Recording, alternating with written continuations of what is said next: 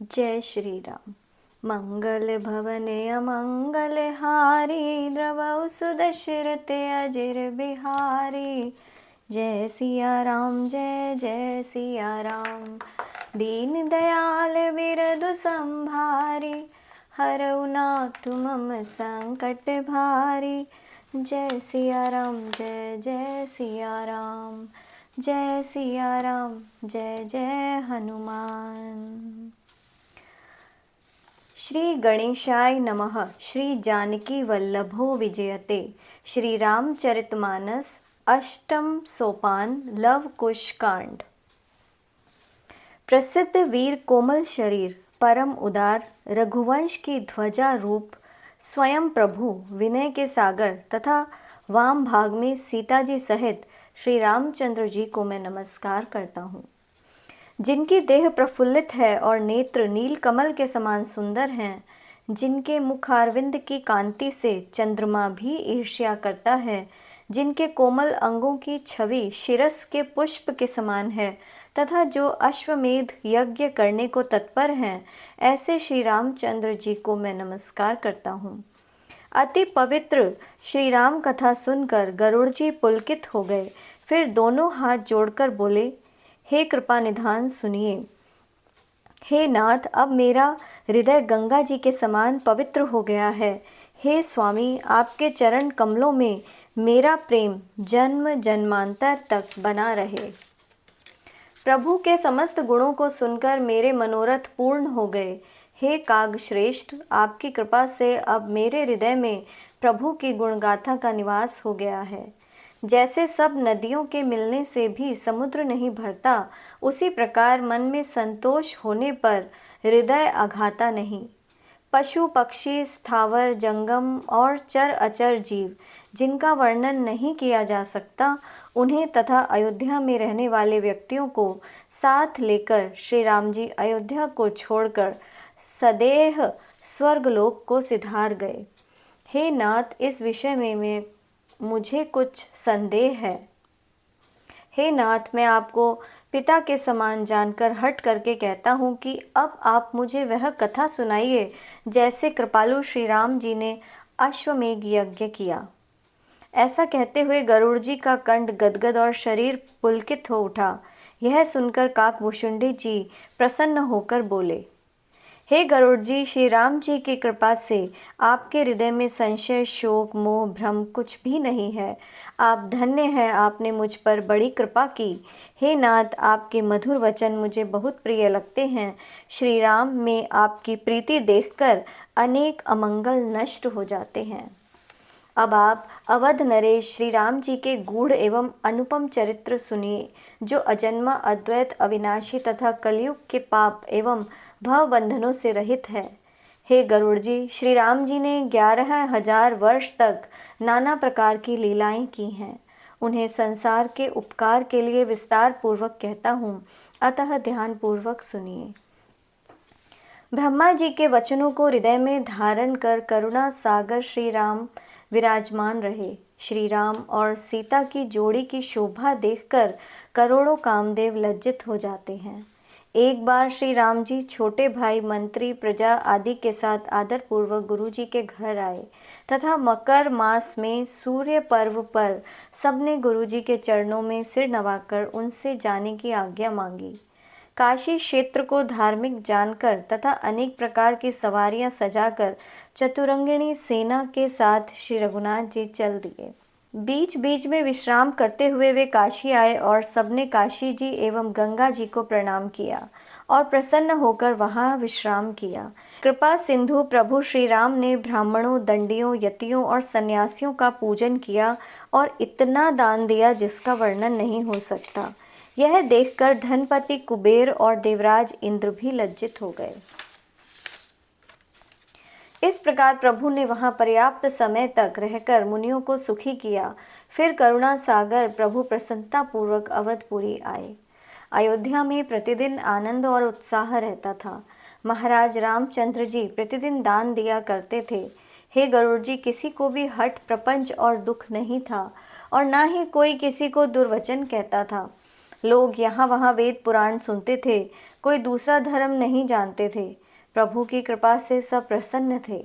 तब श्री राम जी ने मन में यह सोचा कि मुझे यहाँ केवल 11,000 वर्ष ही रहना है, इसलिए एक अश्वमेध यज्ञ करूं, जिसे गाकर संसारी मनुष्य भव सागर से तर जाए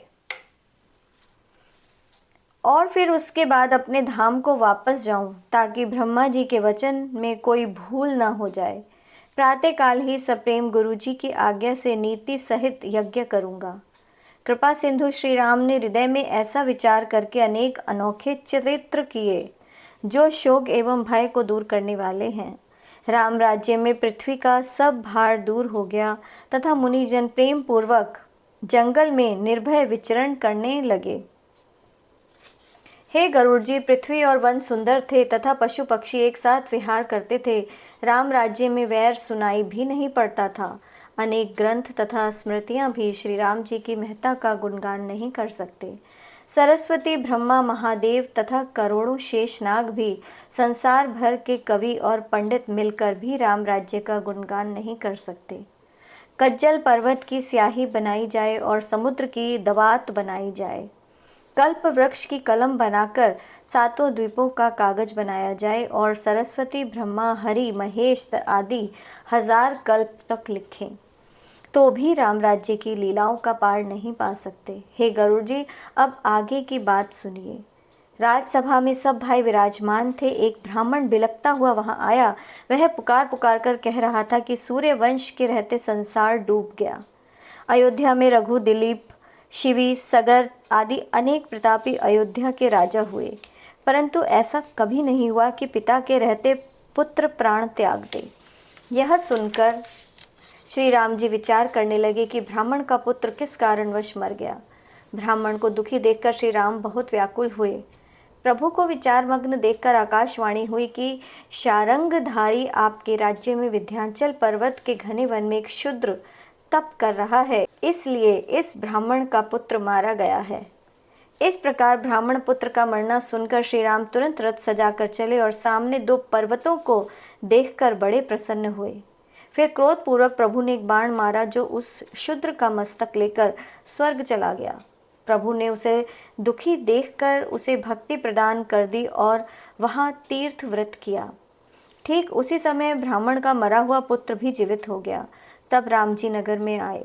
श्री रामचंद्र जी ने संध्या वंदन किया और शिव जी का पूजन किया। फिर भोजन करने के पश्चात शयन किया। अन्य सब लोग अपने अपने स्थान को चले गए। जब 4 घड़ी दिन रह गया तो श्री रामचंद्र जी ने सभा में भाइयों के साथ पुराण सुने और अनेक प्रकार के दान दिए। फिर संध्या वंदन आदि करके वे एवं प्रभु से आज्ञा पाकर सब अपने अपने घर चल दिए। इसी प्रकार नित्य अनेक दूत अयोध्यापुरी आते और संध्या समय प्रभु को सब समाचार सुनाते। अलग अलग सभी दूतों ने उन्हें जानकारी दी, परंतु उनमें से एक दूत नहीं बोला। जब उस दूत ने कुछ भी नहीं कहा तो श्री राम जी ने उससे आदर के साथ पूछा, परंतु वह फिर भी कुछ न बोल सका। फिर बोला, एक धोबी अपनी स्त्री को डांट कर व्यंग कर रहा था। दूत के वचन सुनकर श्री राम ने उन्हें मन में रखा। रात में स्वप्न में वैसा ही देखा तो जागकर बड़े दुखी हुए। जब उन्हें राज करते 1 युग बीत गया, तब उन्होंने विचार किया कि अभी 1000 वर्ष तक पिता का राज्य मैं और भोगूं। सीता जी को वन में भेज दूं, जिससे वेद मार्ग बना रहे और धर्म भी न जाए। मन में ऐसा निश्चय करके वे सीता जी के पास आए और सादर वचन बोले, हे सीते, तुम अपना प्रतिबिंब पृथ्वी पर छोड़कर अपने पवित्र धाम में जाकर रहो। तब प्रभु के चरणों की वंदना करके सीता जी आकाश को चली गईं, जिसे चराचर कोई भी प्राणी नहीं जान सका। तब उस छाया से प्रभु ने कहा, जो मन में को अच्छा लगे वह वर मांग लो। सीता जी ने कहा, हे नाथ, आपके साथ मुनिजनों के सुंदर आश्रम छोड़कर मैं घर आई हूँ, इसलिए मेरे मन में बड़ा संकोच है। तब प्रभु ने मुनियों की स्त्रियों जैसे वस्त्र आभूषण उन्हें पहनाए और कहा, प्रातःकाल तुम्हारी मनो इच्छा पूर्ण होगी। प्रातःकाल जब श्री राम जी जागे तो याचक उनके कमल के समान प्रकाशित मुख को देखकर प्रसन्नता पूर्वक गाने लगे। इधर भरत जी, लक्ष्मण और शत्रुघ्न भी वहां पहुंच गए, जहां कृपा निधान श्री राम थे। उन्होंने पृथ्वी पर शीश झुकाकर इन्हें प्रणाम किया, परंतु श्री राम जी कुछ नहीं बोले। श्री राम का कांतिहीन शंकित शरीर और मलिन रंग देखकर तीनों भाई थर थर कांप उठे। श्री रघुवीर का चरित्र कोई नहीं जान सका। सांस लेकर और कुछ समय जानकर श्री राम जी गंभीर वाणी में बोले, हे तात, मेरे वचन अपने हृदय में रखकर सीता को वन में ले जाओ। ऐसे कठोर वचन सुनकर सब सहम गए और इस दुविधा में पड़ गए कि श्री राम यह सत्य कह रहे हैं अथवा हंसी कर रहे थे। भरत आदि सब भाई व्याकुल थे, किसी के मुख से कुछ कहते नहीं बनता था। तब दोनों हाथ जोड़कर शत्रुघ्न जी ने नेत्रों में जल भरकर कहा, हे प्रभु, आपके वचन सुनकर हृदय बड़ा व्याकुल हो रहा है।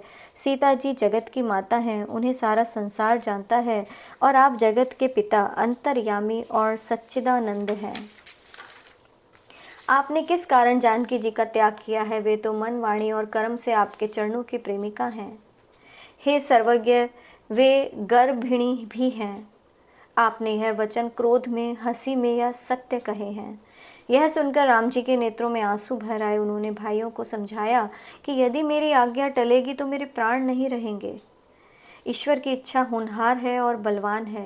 हे तात, तुम्हारा सदा कल्याण हो। हे मेरे छोटे भाई, मेरे इन वचनों को मानकर सीता जी को वन में ले जाओ। प्रभु के ऐसे कठोर वचन सुनकर भरत जी हाथ जोड़कर बोले, हे नाथ, मैं तो अल्पमति हूँ, पर आप तो सर्वज्ञ हैं, मेरी विनय सुनिए। मंगल भवने अमंगल हारी, द्रवहु सुदशरथ अजर बिहारी। जय सिया राम, जय जय सिया राम।